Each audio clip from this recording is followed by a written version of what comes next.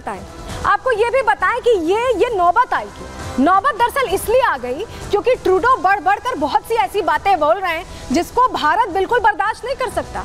उच्चायुक्त पर प्रश्न या ये कहना कि पर्सन ऑफ इंटरेस्ट है यानी आरोपी हैं, ऐसे कैसे कह सकते हैं? सुनिए क्या कहा है ट्रूडो ने, किस तरह के आरोप लगाए, हल्के आरोप, पहले सुनवा देते हैं।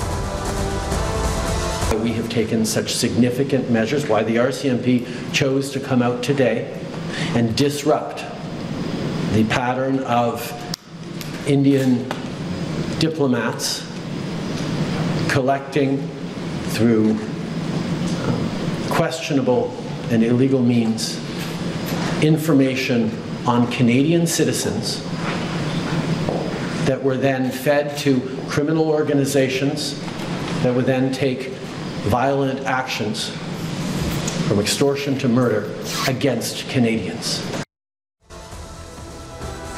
और सिर्फ जस्टिन ट्रूडो ही नहीं, उनकी जो विदेश मंत्री हैं वो भी यहीं नहीं रुकी, उन्होंने भी इस तरह की बातें कही। क्या उन्होंने कहा आपको बता देते हैं।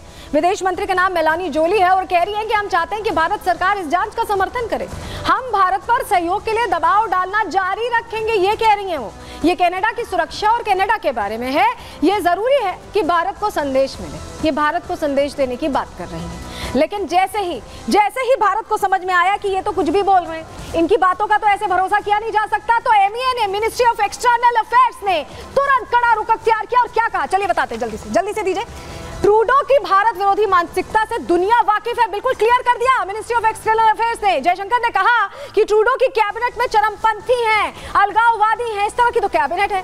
2020 में ट्रूडो ने भारत के अंदरूनी मामले में दखल दी, जी हाँ, ये क्लियर किया, खालिस्तान वाला जो मामला था उसको लेकर यहाँ पे जयशंकर ने बिल्कुल इंडिकेट कर दिया। अलगाववादी के समर्थन पर ट्रिकी है ट्रूडो की सरकार, क्योंकि समर्थन की सरकार से चल रहे हैं, उनके पास क्लियर मैंडेट नहीं था, ये भी हम आपको जानकारी दे रहे हैं। राजनीतिक फायदे के लिए भारत विरोधी एजेंडा चलाते हैं, जो उनके सहयोगी है ना, वो इस तरह का फायदा चाहते हैं। ट्रूडो को मजबूरी में ये करना पड़ रहा है क्योंकि सरकार तो उन्हें चलानी है।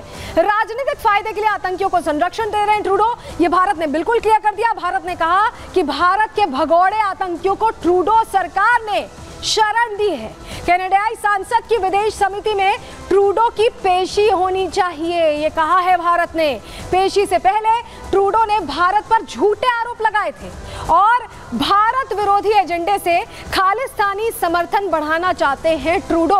भारत ने ये बिल्कुल क्लियर कट बता दिया है, पूरा क्लियर कट बता दिया है कि इस तरह से बिल्कुल नहीं चलेगा और भारत का स्टैंड बिल्कुल क्लियर है। लेकिन आपको बताएं कि ये जो कनाडा है ना, ये आजकल खालिस्तान और उस तरह की बातें जो कर रहा है, ये पाकिस्तान की तर्ज पर चल रहा है। पाकिस्तान आतंकिस्तान जैसे करता है ना, एंटी इंडिया हर चीज करता है, कनाडा भी वैसे ही एंटी इंडिया मोटिव के साथ आगे बढ़ रहा है। इस मोटिव के पीछे की कहानी क्या, रिपोर्ट के जरिए पहले आपको थोड़ा समझा देते हैं, फिर इनसाइड स्टोरी भी बताएंगे।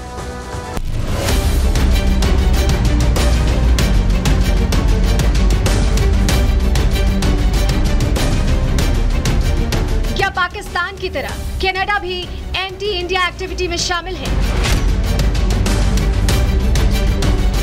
क्या भारत सरकार पर झूठे आरोप लगाकर चुनाव जीतना चाहते हैं ट्रूडो? क्या जस्टिन ट्रूडो के बयानों के पीछे है कोई बड़ी साजिश? ये सवाल इसलिए उठ रहे हैं क्योंकि ट्रूडो लगातार भारत विरोधी एजेंडे को हवा दे रहे हैं, लगातार झूठे आरोप लगा रहे हैं, लेकिन अब ट्रूडो की बेबुनियाद बयानबाजी उन पर ही भारी पड़ रही है। भारत कनाडा के बीच रिश्तों में खटास कई बार आ चुकी है, लेकिन शायद ऐसा पहली बार है जब मोदी सरकार ने कनाडा के खिलाफ इतना सख्त एक्शन लिया है। क्योंकि कनाडा में ट्रूडो के बयान के बाद पहले तो सरकार ने कनाडा के राजदूत को तलब किया और फिर कड़ा एतराज जताते हुए कनाडा हाई कमीशन और 6 राजदूतों को देश से बर्खास्त कर दिया। इस कड़े एतराज की वजह कनाडा की कच्ची कूटनीति और निज्जर की हत्या को लेकर भारत पर झूठे आरोपों को माना जा रहा है। This is extraordinary. I mean, it really is an incredibly serious diplomatic crisis, and we don't really see this happen much with India and its diplomatic relations, with the exception of the likes of Pakistan. So, I think that we're in uncharted territory here for sure. कनाडाई विपक्ष भी Trudeau सरकार की इस गैर जिम्मेदाराना बयानबाजी पर सवाल उठा रहा है, ट्रूडो को पूरी तरह से विफल बता रहा है।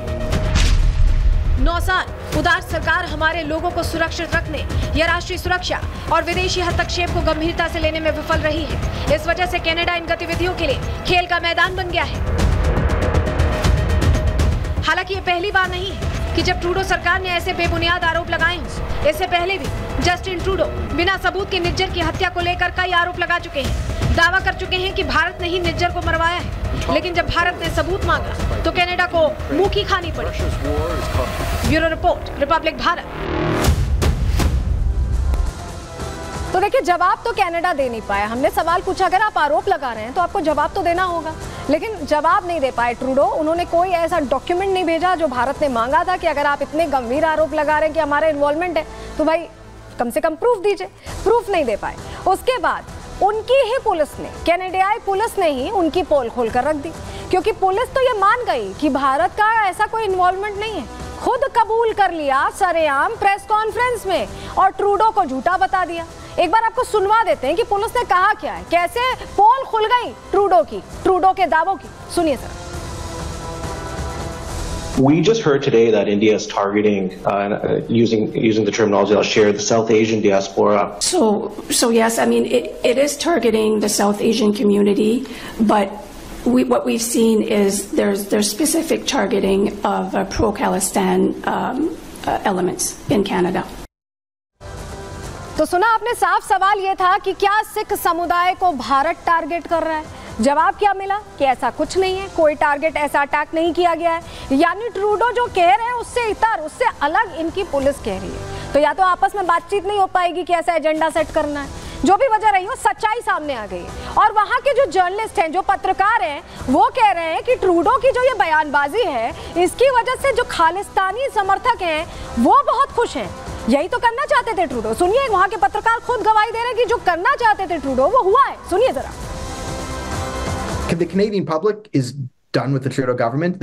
They've not been wanted for the last few years, but he still manages to cling to power. He'll grab sort of anything he can to cling to power is sort of where we're going here. So don't expect Justin Trudeau to gracefully step aside, even if there's an internal caucus revolt and an RCMP investigation and this and that. This seems like a man who's willing to go down with the ship, so to speak. तो देखिए, पत्रकार ने मान लिया कि वहां पर जो ट्रूडो चाहते थे, खालिस्तानी समर्थकों को खुश करना चाहते थे, और वो हुआ भी है।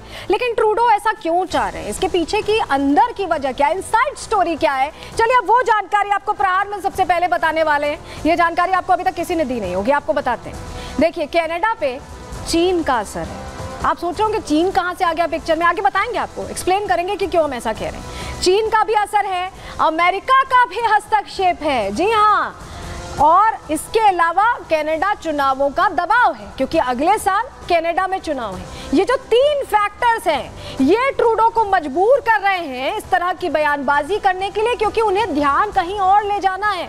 वो नहीं चाहते कि वहां की जो जनता है, जिन्हें पहले से ही कम पसंद करती है, जिसकी वजह से उन्हें कोalition गवर्नमेंट बनानी पड़ी, अब अगले चुनाव में वो बिल्कुल ही नापसंद करे और आउट होना पड़े। ये नहीं चाहते हैं वो।